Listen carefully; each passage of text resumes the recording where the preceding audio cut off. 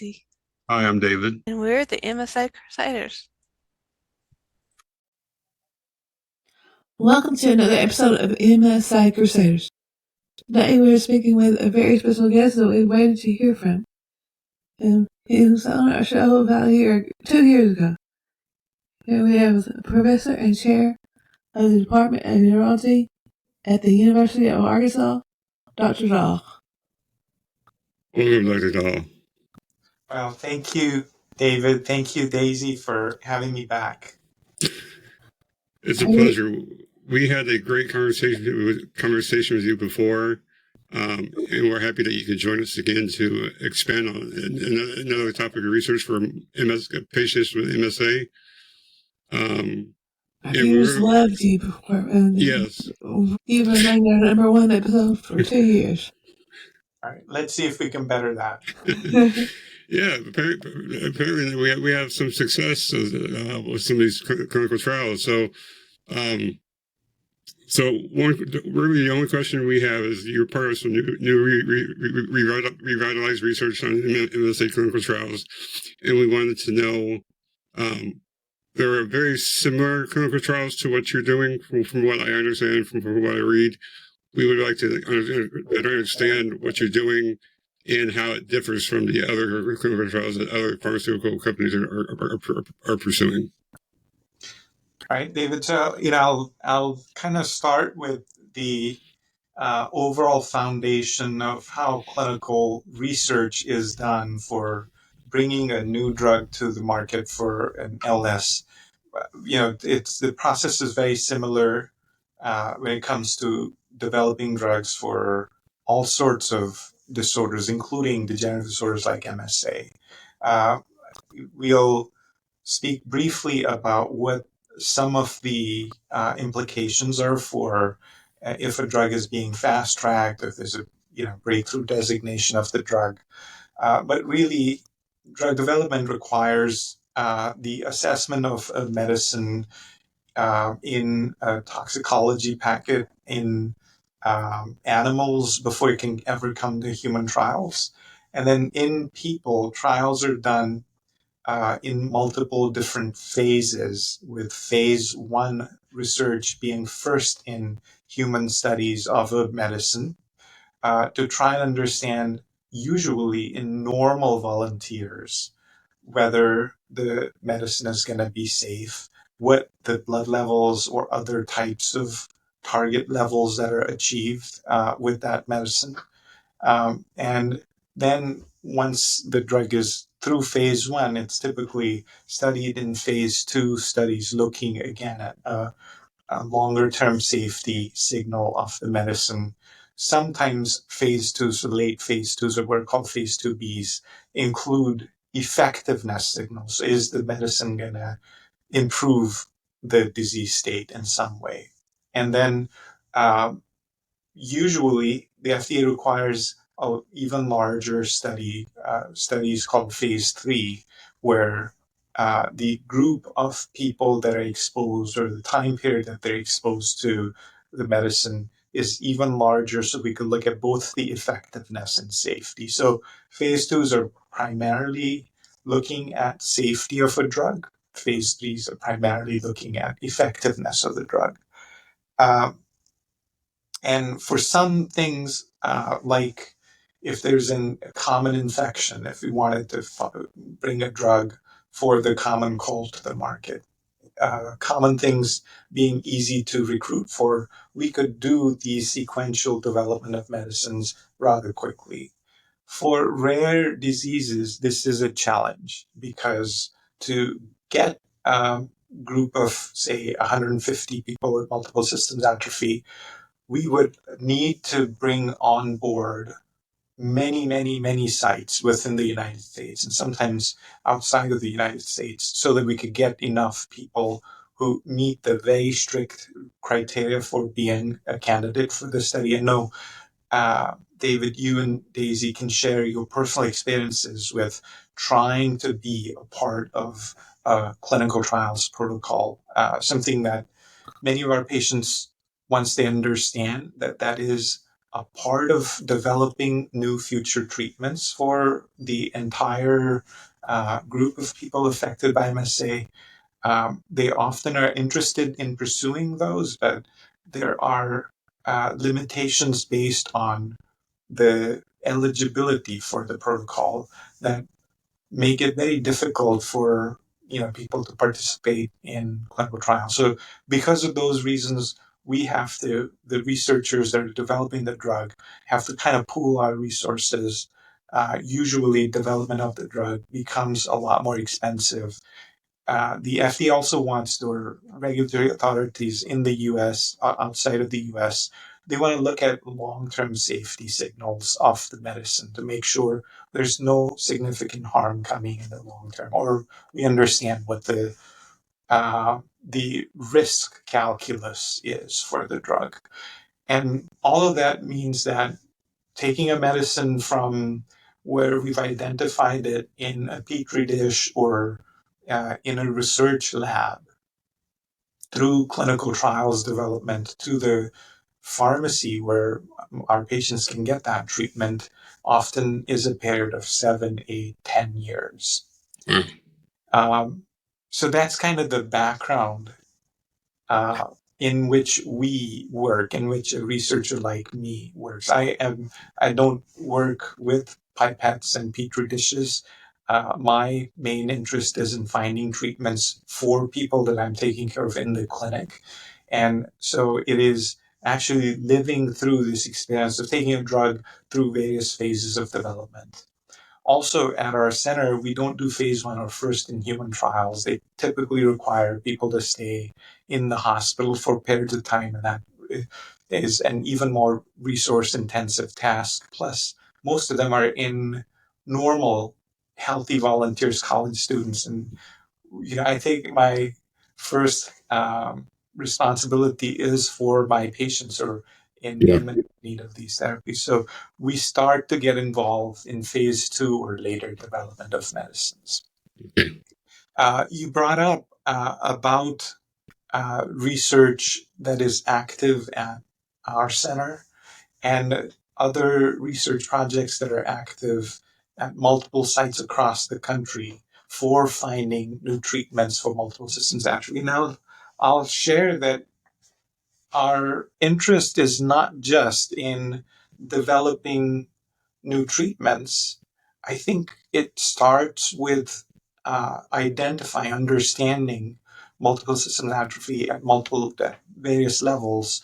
On the patient-facing side, it is recognizing multiple systems atrophy. I think both of you have lived through where the diagnosis was not made clearly for a long period of time, and that's if you're declining for that 6 months, year, often longer, year and a half to 2 years. Like I think for Daisy, it was 2 years before we had a clear diagnosis. That is lost opportunity to intervene, both for helping manage symptoms and for doing something to stop the decline. And so better identification of multiple systems atrophy as a disease state, finding biological markers that tell us, are we certain about the diagnosis, and do we have certainty also that we can reliably get you into a clinical trial to change the progression? Because trials are the treatment is directed at specific targets. And if we're not even playing in the same sandbox, that's a problem for somebody coming into a clinical trial. And by the time there's high certainty that we're dealing with multiple systems atrophy, there's also been progression of the illness. Yeah. So, these are layered, kind of complex topics, but we remain committed to develop better what are called biological markers or diagnostics for multiple systems atrophy as well. And on the side of education, so I'm in a program where we train residents to understand Parkinsonian disorders in general and how to separate MSA from other disorders. But people have been in practice in my state. Again, it's or across the United States. It is my imperative as an educator to make sure they understand what's the current awareness about recognizing MSA. So some of what we do is working with organizations, including the MSA Coalition and the Cure PSP Foundation, in developing better ways for providers, for doctors, for nurse practitioners, for other people that our patients are going to come in contact with, like speech and language pathologists or physical therapists or other team members, to say, well, this is not Parkinson's disease, or this looks like multiple system atrophy. So the effort that we're engaged in is on multiple prongs. Education on recognizing MSA early. When it comes to specifically finding new treatments for multiple systems atrophy, the kind of most progress, the kind of longest thrust of development has been on a misfolded protein called alpha-synuclein. Alpha-synuclein is the shared kind of misfolded protein related damage that is a common thread between Parkinson's disease, multiple systems atrophy, and dementia with Lewy bodies. But in MSA, unlike in Parkinson's, the damage that alpha-synuclein causes is more extensive.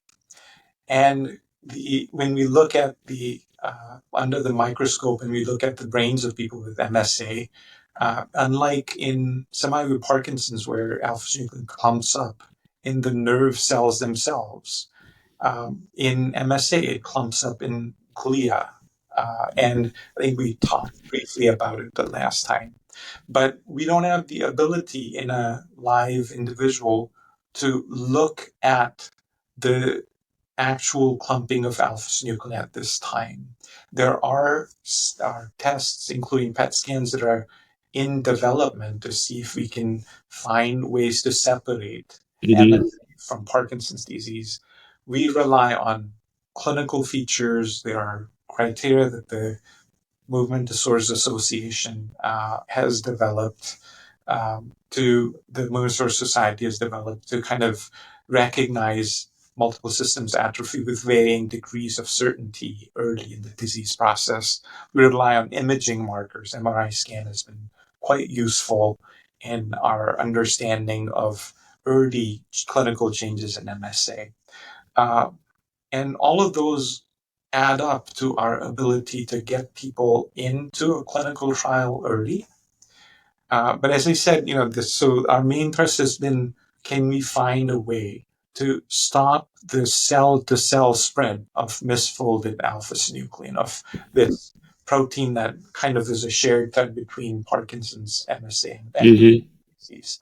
And so one of the trials that we were a part of that just closed, and a trial that is in the process of being opened here at UAMS, both are targeting alpha-synuclein through antibodies, kind of the your body's own defense mechanism against various pathogens, against viruses, bacteria, misfolded proteins like alpha-synuclein.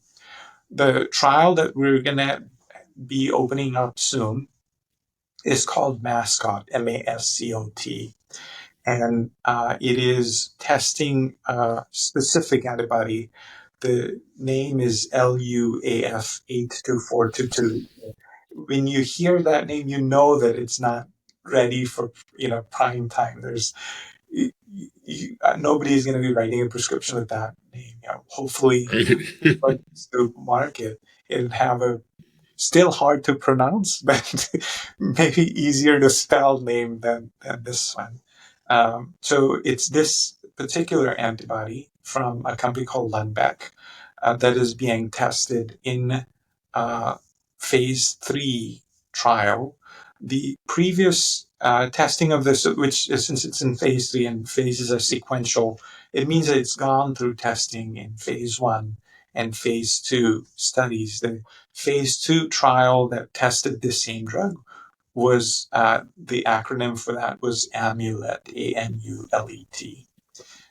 It was a randomized control trial with people being randomized to either getting this medicine or being on a placebo. And the medicine was deemed to be safe. The side effect profile was low. It has to be given as an IV infusion once every 4 weeks. And the trial was for a period of between 48 and 72 weeks. So close to a year and a half of use of the medicine.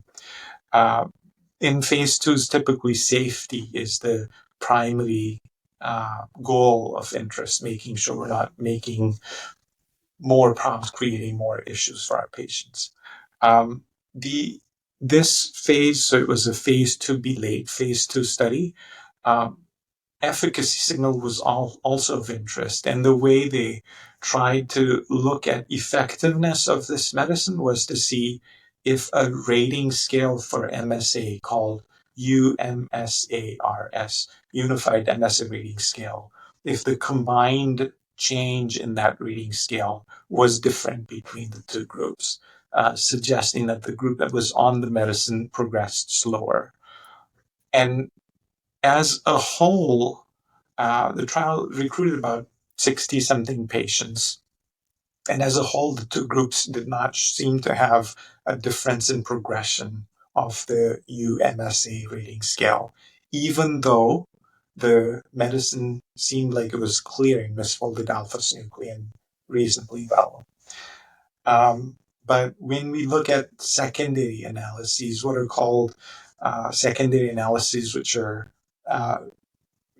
analyses that we already defined we were going to do in the entire data set, but we're not going to be able to move the needle when it comes to FDA registration of the medicine. Right.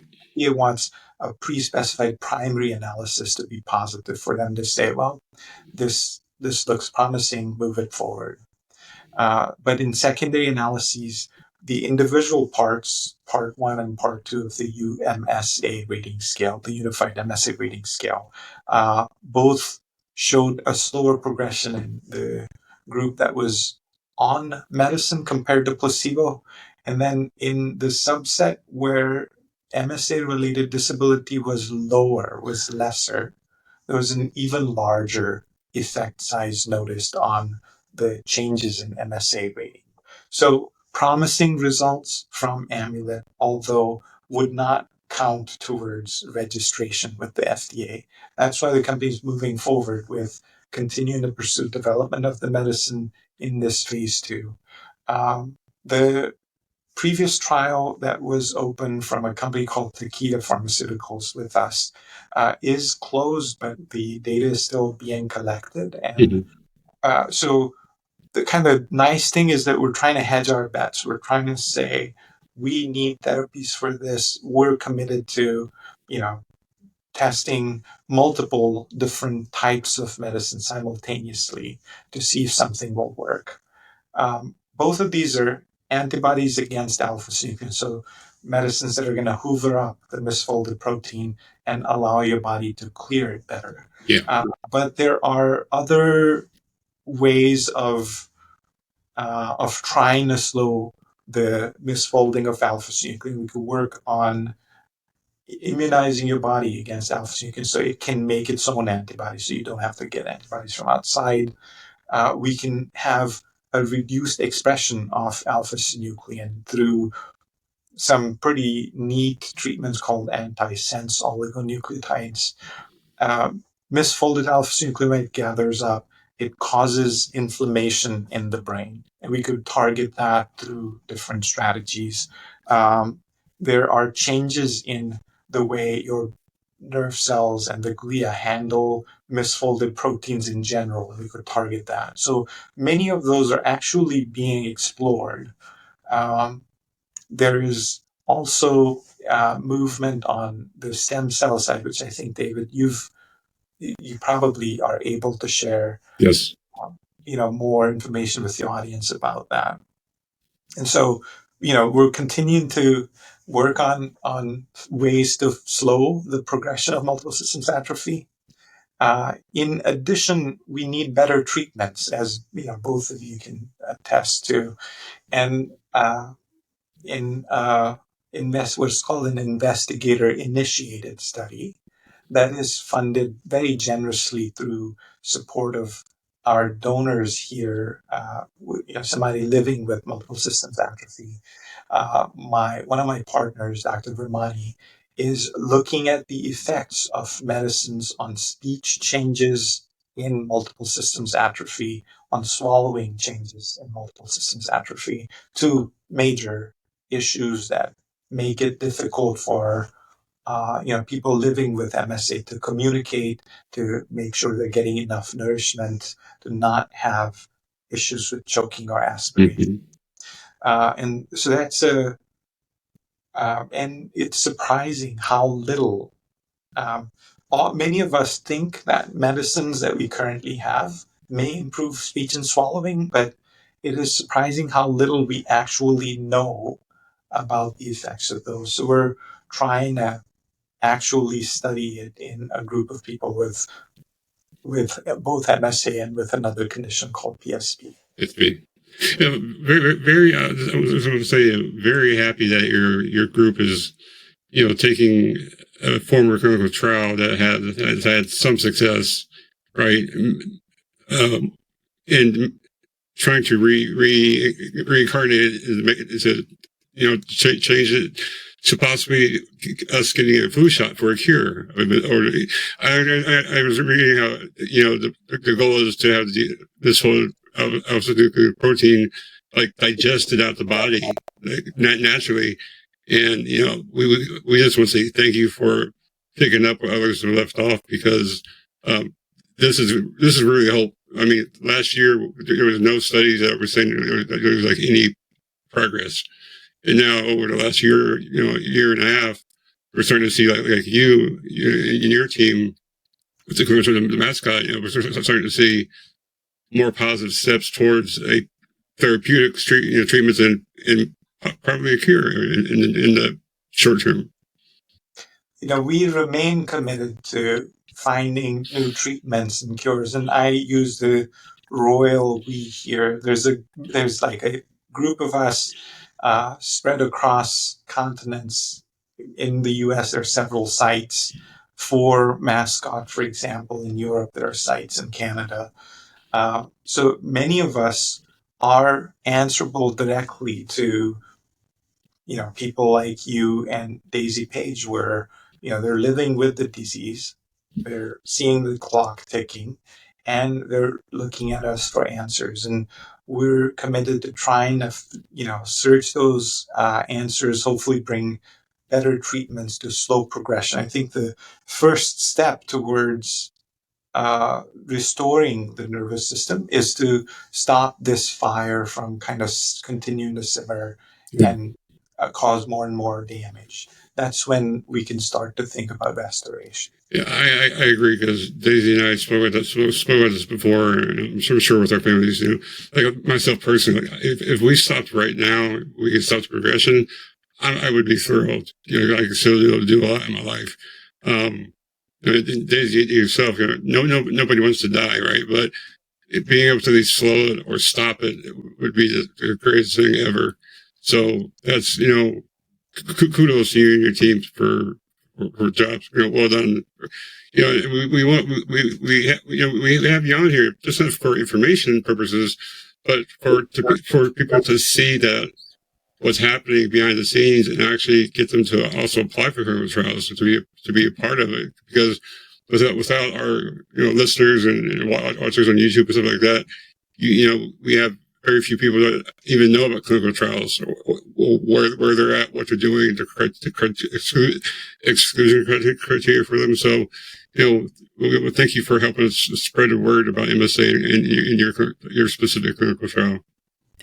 Thank you, David. Linda can vouch for it. They were just not far enough along for DDNF, and I was too far along DDNF. Yeah. Right. And I think that's one of the important things about this is we're, a mentor of mine says, we're not going to catch fish unless you go fishing. Yes.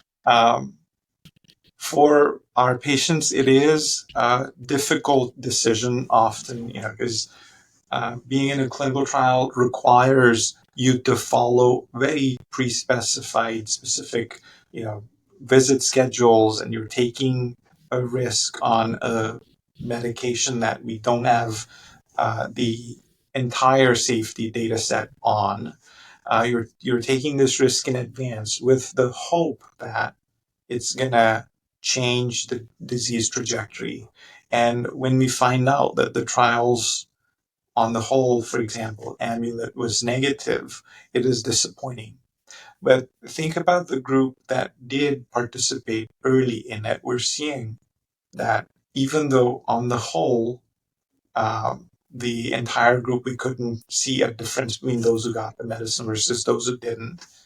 In the group that were, had lower level of disability to start with, their change over the year appears to be significantly different. That definitely gives us hope. You're taking a chance. You may, go to a site and they may say, well, we've looked and unfortunately you don't qualify for the study because of such and such a reason. Those inclusion or exclusion criteria strictly are for safety purposes. They're also for the purposes of the FDA being able to get a clean data set. And so at times it may be disappointing you weren't able to be a part of the study, but at sites like ours, our job is to make sure you get informed about your disease as well. So we're going to make sure that there's something positive that comes out of you raising your hand and saying, this is something I'm willing to do. And that's much appreciated too, by the way. Very much so. No, thank you so much for taking time with us today. We really, really appreciate it. Well, Absolutely. it's my pleasure, and good to see you guys again. And I hope this is well received as well. Because we all are MSA Crusaders. We want to thank you again, Dr. Dhall. My pleasure.